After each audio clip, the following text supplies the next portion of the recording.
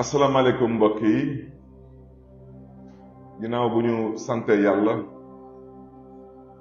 ñu ngi gërëm mbokk journaliste yu fi ñëw tey fekk ci tey suñu point de presse bi nag lu ko waral mooy bureau municipal bu ville de Dakar bu ñu jot installé démb mu am ci mbokk yi ay mbokk yu fi gedd def yëfu xalel ne nag dañuy génn bëgg ñu dëkkaloo ñun fu ñu dëkkul mbokk yi ngeen may ma rek ci ñaar ba ñetti baat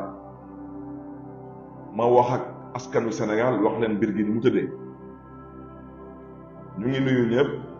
di sant ñëpp di baal àq ñëpp di baalu àq ñëpp mbokk yi ëpp na at ci ginnaaw lañu falu fii ci mairie de Dakar man dañ ma fal ci li tubaab di wooye suffrage universel direct mooy daanaka askanu Dakar ñoom ñoo ma fal man nag lu ma jàppoon mooy man nuñ ma falee ak nu ñu nar a falee membre du bureau municipal yi bokkul du même mode de scrutin donc man du ma gëmoon mooy man su ma nekkee maire kuy topp ci man mën na nekk góor wala mën na nekk jigéen comme ñun dañu bokkoon suñu coalition Yewwi Askan Wi ñu àndoon ci ak waa PASTEF ñu ne premier adjoint bi nañ ko jox waa PASTEF kon premier adjoint boobu ñu doxale ko noonu ñu dem ba ci biir ñu am lu ñuy wooyee décision de justice mooy daanaka cour d'appel moo dogal jox ñu ndigal nañu yenn waa ville de Dakar nu ngeen voté seen bureau municipal jaaduwul respecté wu leen lu ñuy wooyee parité te ma ne maire de Dakar ñu foog ne ni dafa yor doole gi demeewul noonu man mënuma dàq kenn ci conseil municipal mënul nekk ama pouvoir boobu mënuma faral kenn ba ne ko lii yoon mayu la ko wante man dinaa la ko jox awma doole bi ñu demee ba ci biir ñu ne comme mbir bi ñu la tëddee dañu góorgóorlu ba première adjointe bi mu nekk jigéen wante balaa may développer sax ci sujet boobu ma bëggoon wax ci premier bureau municipal bi ñun waa Yewwi Askan Wi ñun ñëpp dañu d'accordoon góorgóorlu ba ci 18 bureau yu adjoint nar a occupé mu am ci benn poste adjoint ñu mën ko jox waa Benno Bokk Yaakaar lu ko waraloon mooy conseil municipal bu ville de Dakar mi ngi toll ci 100 conseillers ci 100 conseillers yooyu waa Benno Bokk Yaakaar am ci 33 conseillers daanaka conseil municipal bi suñ ko doon def ñetti xaaj benn bi waa Benno Bokk Yaakaar ñoom ñoo ko yor te ñoom askanu Dakar bi moo leen fal fu ñu mën fi toogal askanu Dakar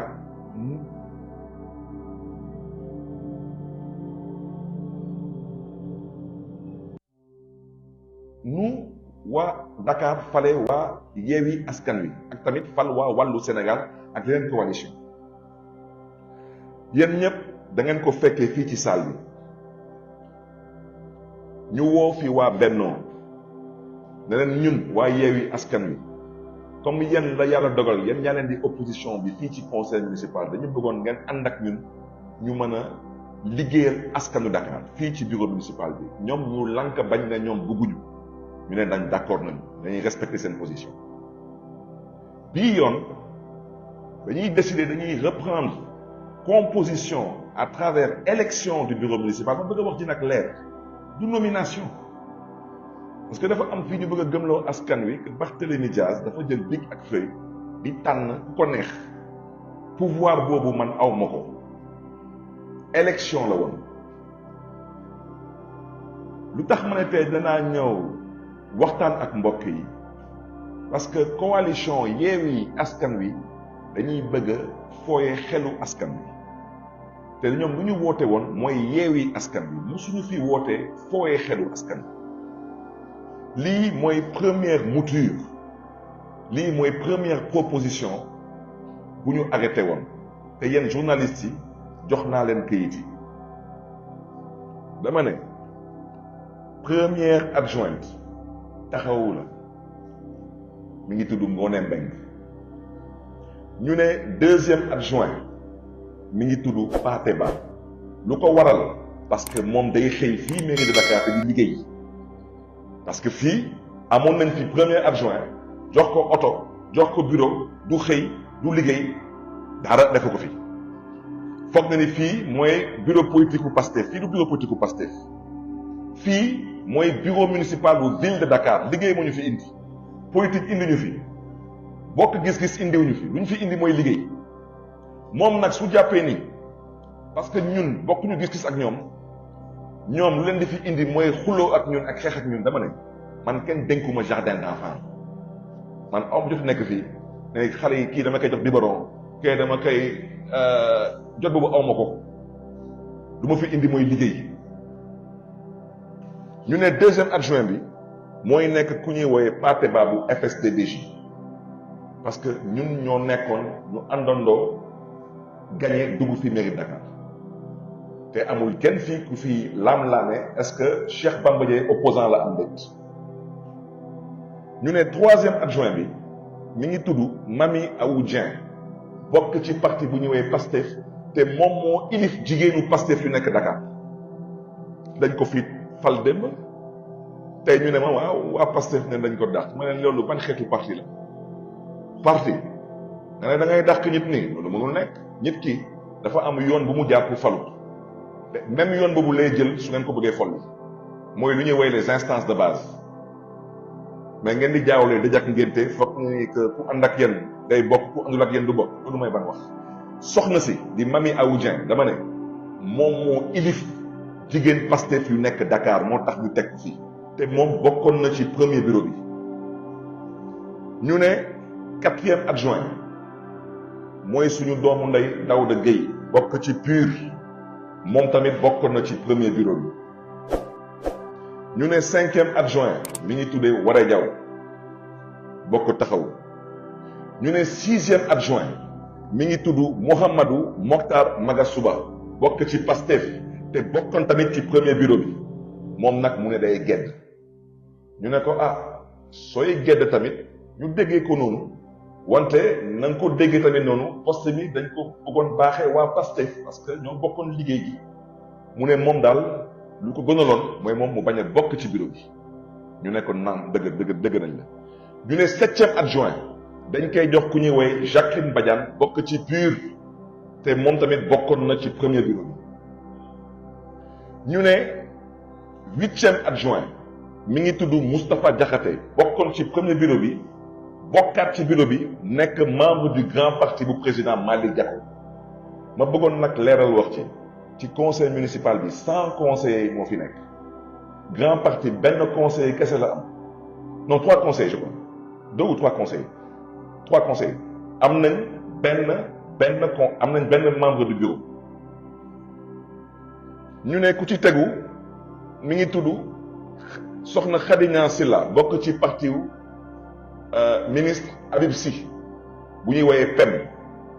ñoom benn conseil la ñu am ci conseil municipal bu 100 conseils benn lañ fa am mais ñoom ils sont membres du bureau parce que ñoom tamit nekkoon nañ membre du premier bureau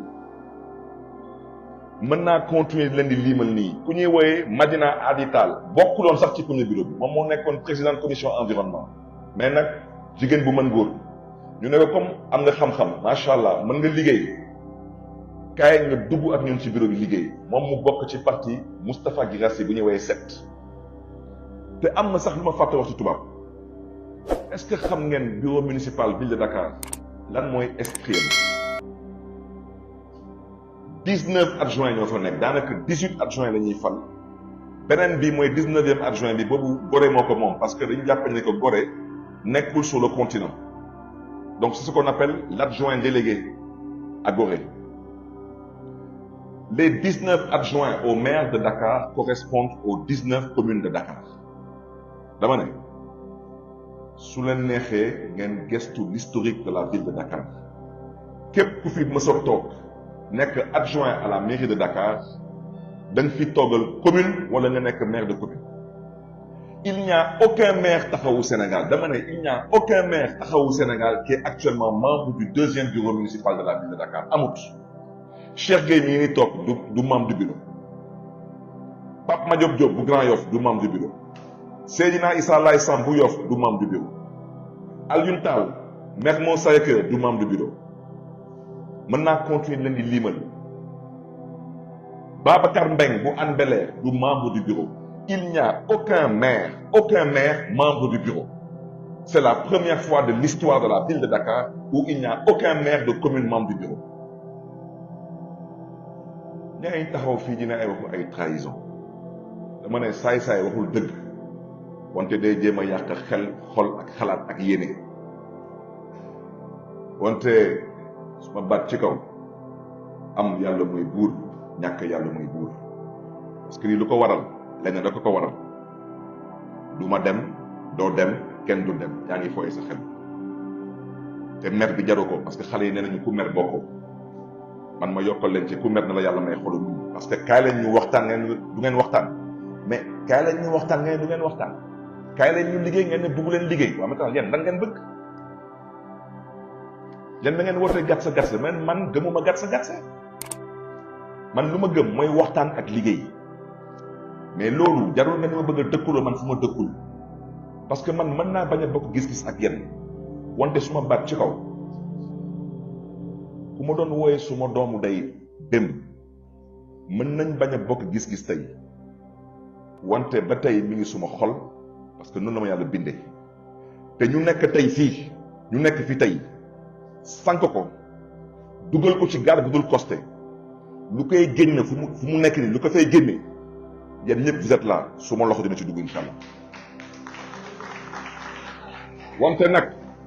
wante nag am na lu ngeen xam ne jàddu ko fi Khalifa Sall moom mooy candidat man duma candidat Khalifa Sall du membre du conseil municipal de la ville de Dakar te man ku ma xam man duma xeetu politicien yi ñuy woo ci néeg di ko jox ay instruction ne ko defal muy def lépp man gëj naa wax ak Khalifa Sall téléphone depuis maintenant 4 ou 5 jours Khalifa Sall xaw ma sax est-ce que yëgoon na ne que dañuy doon reprendre le bureau municipal de la ville de Dakar kon tey suñu egsee fii cour d'appel ne ma yow sa bureau bi baaxul dañ koy reprendre ma ne man du ma ko def su ma ko defulee mais préfet ñëw jël dogal te joxe naa fi exemple mairie de Dakar dañuy voté acte 3 décentralisation ñu ne Khalifa Sall da ngay voté waat beneen budget Khalifa Sall ne man musuma gis mairie buy voté ñaari budget ci benn at préfet bi ne ko kooku su ma yoon newu ci voté lu ma la wax Khalifa bañ préfet tëju ci bureau am jëlaat beneen budget ne ko sa budget gi nii beneen bi tey dafa am ñu bëgg a dëkkaloo fu ñu dëkkul lu tubaab di wooye calomnie politique mooy di sosal nit ki di ko wax lu amut ndax lan ndax bëgg a lëndëmal xelu nit ñi ak bëgg tamit jël nit ki bëgg ko présenter comme étant un traître daanaka jàmm tam dañuy wax waxu jàmm askan bi mi ngi déglu du ñu seetaan kuy wut jàmm su yeewoo këram su amulee miroir na dem wuti miroir ñu may waxal xam nañ seen bopp parce que biir Yewwi Askan Wi ñetti pàcc fa nekk ñett mooy ñu may woy xam nu ma koy waxee ci wolof mooy ñu may njëkk a woy les uns mooy ñii les autres mooy ñee ak les et cetera mooy ñeneen ñi rek dama ne ñii ñetti lañu ñoom ñoo sos coalition Yewwi Askan Wi mooy suma wóojur ma koy jox wàccuwaayam mooy Serigne Moustapha Sy maa ngi jël à témoin suma conseil politique yi nii ëpp na weer maa ngi koy jéem a gis dugal naa suma demande d'audience xam naa dafa xaw a xat wante ma koy renouveler par voie publique Papa soo amee jot recevoir ma parce que Sénégal moo tax ñu nar a toog waxtaan loolu mooy dëgg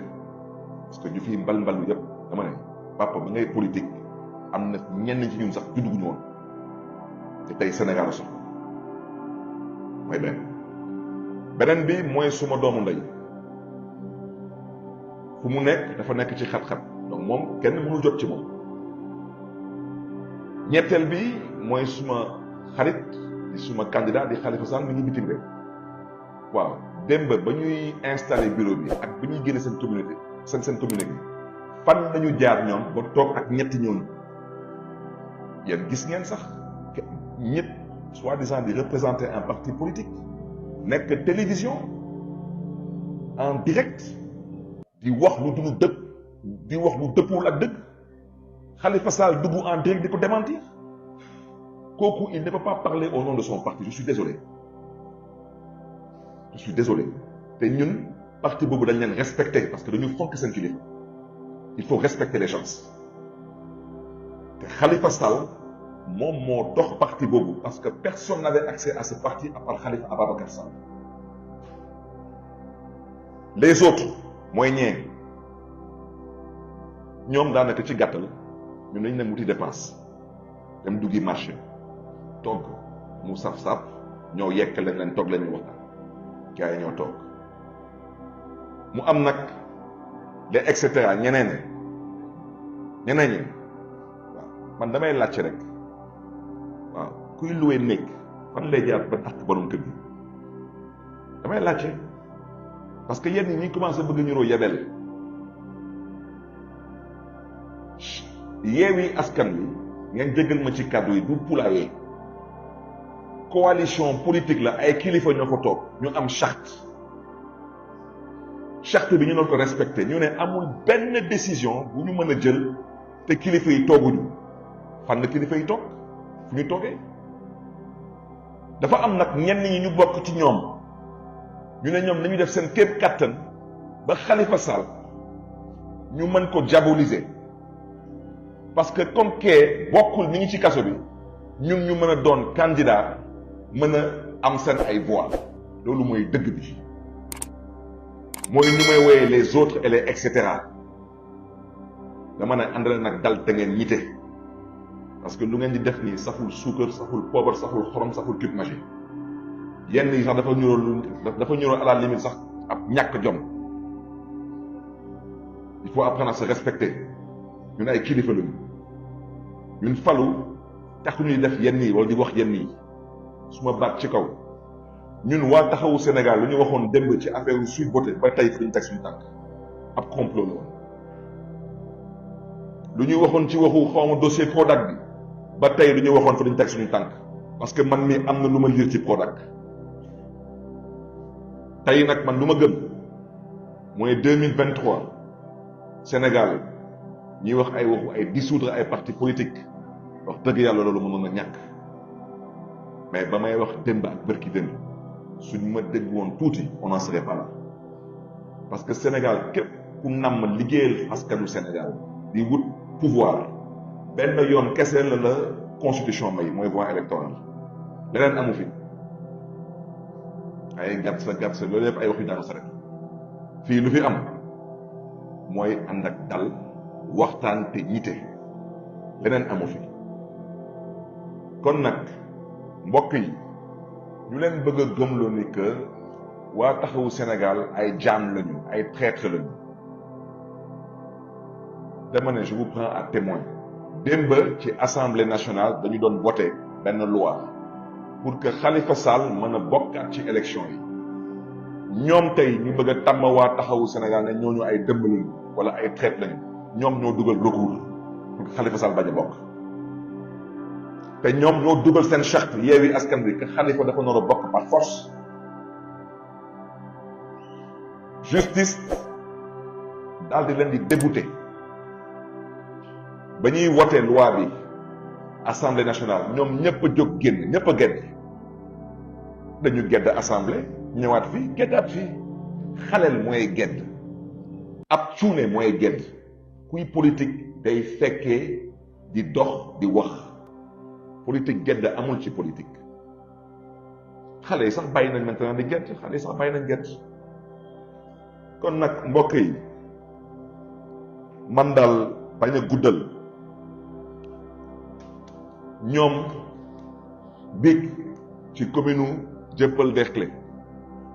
premier adjoint bu ñu wote woon ci premier bureau municipal mi ngi ni toog mi ngi tudd Ibrahima Ndiaye bokk ci taxawu Sénégal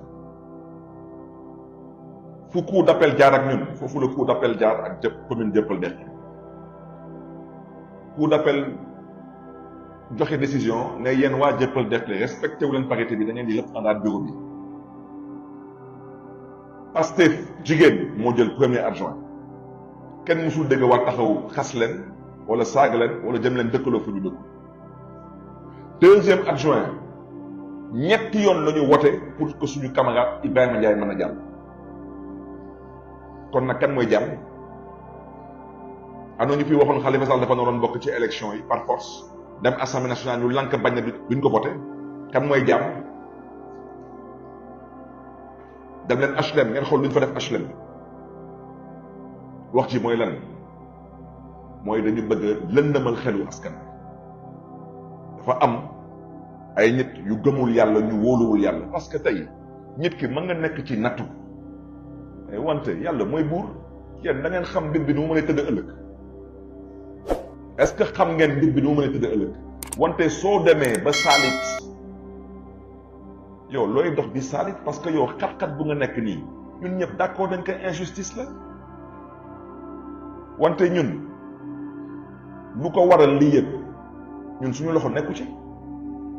lu tax ngeen bëgg ñu dëkkaloo fu ñu dëkkul lu tax mun leen wax askan wi dëgg te yàlla tax vous allez faire vos bêtises et maintenant vous voulez nous faire porter maintenant la responsabilité de ces bêtises dama ne ñun lu ñu gëm mooy unité mooy solidarité mooy responsabilité ñun loolu la ñu gëm Yewwi Askan Wi nag dama ne nit ki balaa nga ne naam ne fa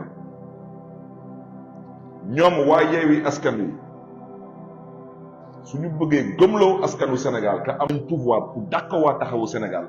da ngeen ko déggee noonu ñooñu bés bu ñu toogee à la tête du pays ils respectent